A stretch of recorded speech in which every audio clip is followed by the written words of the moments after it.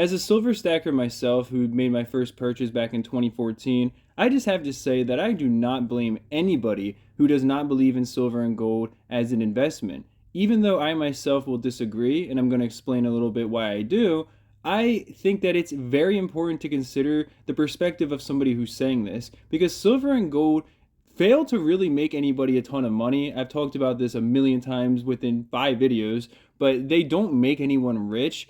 And they also get overhyped by a lot of people claiming to be experts on YouTube who unfortunately end up misleading people into believing that silver and gold are something that they're not, which is a way to get yourself rich.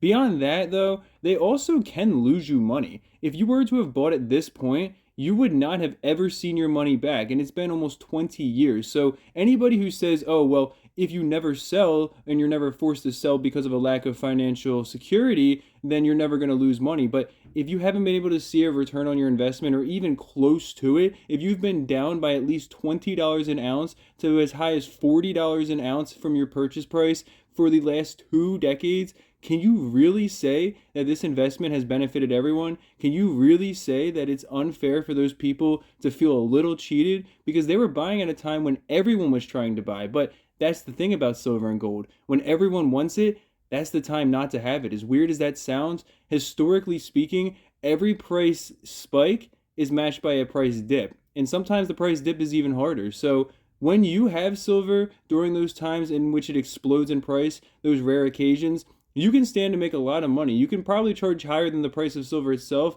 when you have so much demand for it. But beyond that, when silver comes back down and crashes, you can then buy it back up yourself and end up with a whole lot more silver or just end up with a big profit compared to where you started at. And this takes an extremely long time, and it also takes very good timing. It requires you buying for a long time with a low dollar cost average, making sure to stack up when you can whenever the price does dip down and saving for that. And it requires a ton of planning just for something that might not even happen in the next 10 years. So again, don't get me wrong, I do not really think that anybody can be blamed who doesn't necessarily believe in these investments, but they do make people money. And beyond that, if you're not really interested in making money but just preserving your wealth, then I got something for you. Because here's the thing, buying silver and gold at the right time and keeping yourself at a low dollar cost average overall does allow you to actually counteract inflation. Now, purchasing at the wrong time can make you lose money faster than inflation, but when you do purchase at the right time, historically speaking, every 5 year and especially 10-year period from one to the next, silver prices are gradually increasing, along with gold prices as well.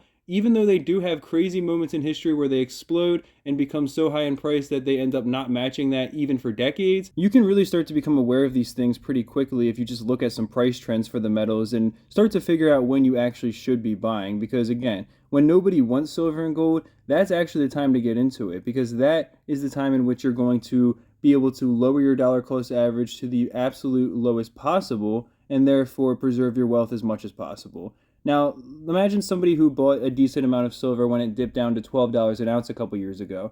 They're not doing too badly in terms of their return. Even though silver is down to $22 an ounce as opposed to being 24, 25 before, the fact that they have almost double their value compared to what silver was at just a couple years ago is more than enough to counteract inflation. And granted, that price dip was a pretty historically low one, but you get my point. Just being there and being aware, which is something that you could have done as a silver stacker, it's something I took advantage of myself, is definitely not that difficult, and it makes you actually able to benefit from precious metals as opposed to losing out on them, which unfortunately a lot of people do. So with that all in mind, I really appreciate you watching the whole video. If you don't mind dropping a subscription, maybe even liking the video, that would be awesome. Peace.